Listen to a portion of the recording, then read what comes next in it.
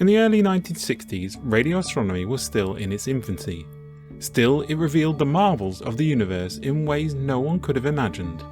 When they observed images of the whole sky in radio, two giant mysterious structures stuck out like a sore thumb.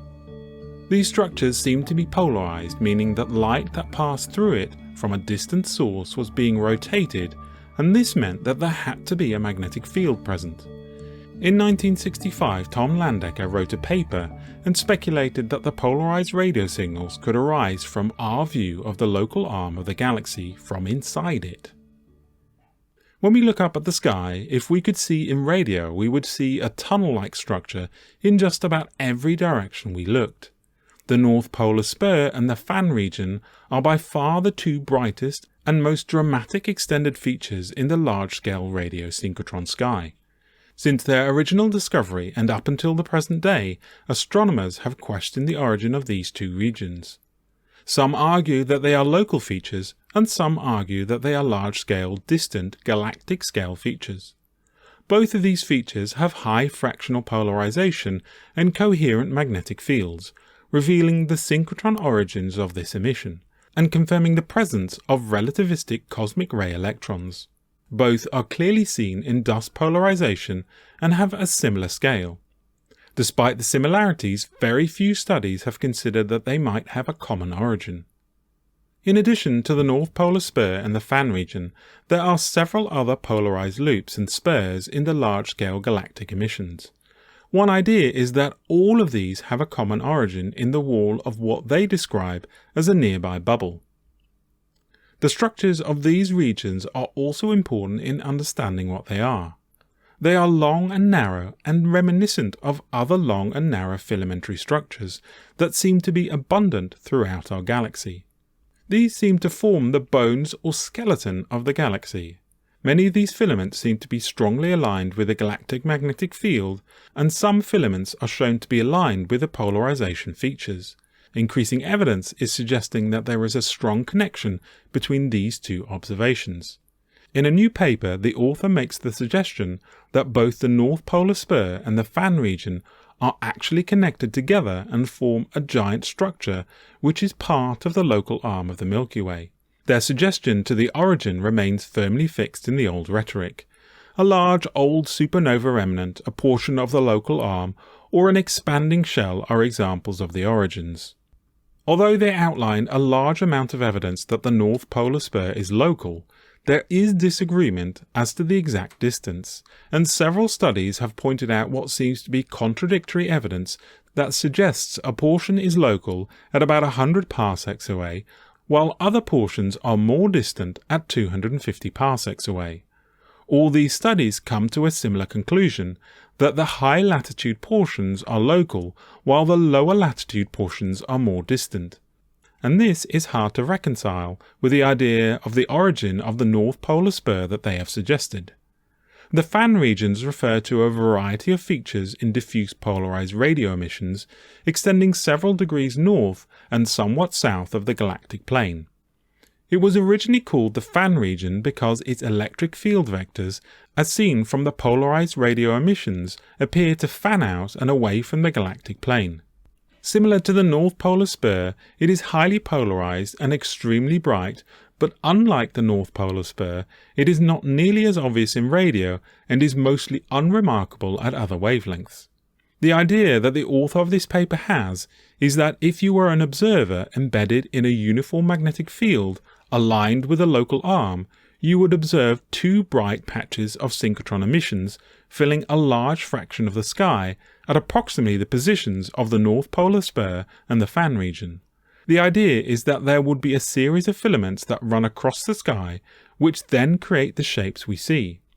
In their analysis, they calculate that one possible interpretation of this would be a series of arced filaments that lie behind, above, and below our solar system. Now, it may come as no surprise that we are finding these types of structures, but there are a number of points that are worth considering from this analysis. Firstly, where there is a magnetic field, there are inevitably moving charges. Could these structures that they identify be the filaments that connect and power the stars? Both Don Scott and Wal Thornhill have proposed that filaments run along the arms of the Milky Way, back towards the centre of the galaxy.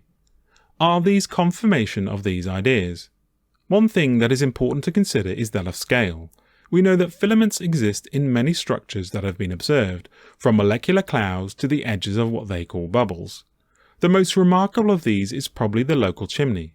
At the centre of this sits the Pleiades, and we sit on the edge of this vast structure.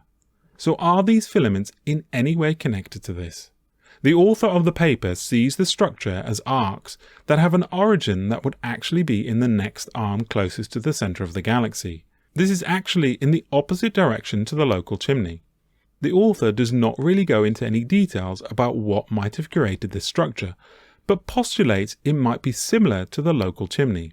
The problem is that the mainstream origin story for the local chimney is a rather unbelievable affair that involves dark matter.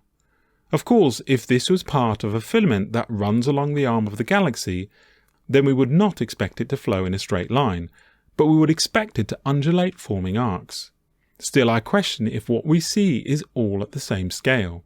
From an EU perspective, it is a very appealing idea that we sit next to these giant filaments on either side of us.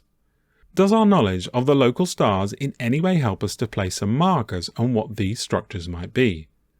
For those who have seen my precession series, you will be familiar with Jim Wenninger's concept that we are on a filament that is twisting around Arcturus, which in turn orbits around the Pleiades. If we examine Arcturus, we know that it is part of a group of stars that are moving together. Our speculation is that they are all part of a filament that runs through these stars, a stellar filament. Our star is on a different filament which wraps around this one. If we jump back to the North Polar Spur, there is an image that may show you a different perspective. In the image we can see on the right the North Polar Spur coming down the centre of the image. Towards the top of this we can see what is marked as Boötes. This is a constellation and the brightest star, that is Arcturus. So could this line actually be the filaments that Arcturus sits on? Jumping to a wider view image of the stars, I have drawn on the three spurs. The longer line is the North Polar Spur from the previous image. The red dots that are marked are other known stars that form part of the Arcturus star stream. So is it possible that parts, or maybe all of this, is part of this star stream? This could be the closest large filament to us based on Jim's concept. Closer to us is the Ceres filament, which we would be wrapped around. The distortions in the line may be caused by the interference from this closer filament, but at this stage this is just a guess. Further analysis of the distances of the stars may help to identify if any of the parts of the structure can be linked to the Arcturus star stream. It may also be possible that we are seeing a distortion of the magnetic fields at many different levels superimposed on top of each other. We are unlikely to see the effects of the filaments we reside on. The most obvious would be those filaments closer. We must consider that there are many filaments, so the further away from us we get, the more these would end up looking like random noise. If we consider that larger filaments are constructed of many smaller filaments, then from a large enough distance, these may appear as a single filament when in fact they are composed of many smaller ones. Understanding what these structures in the sky are is therefore not an easy task. In any case, the identification of these magnetic filaments once more confirms the idea that the arms of the galaxy are filled with filaments that carry electric charges.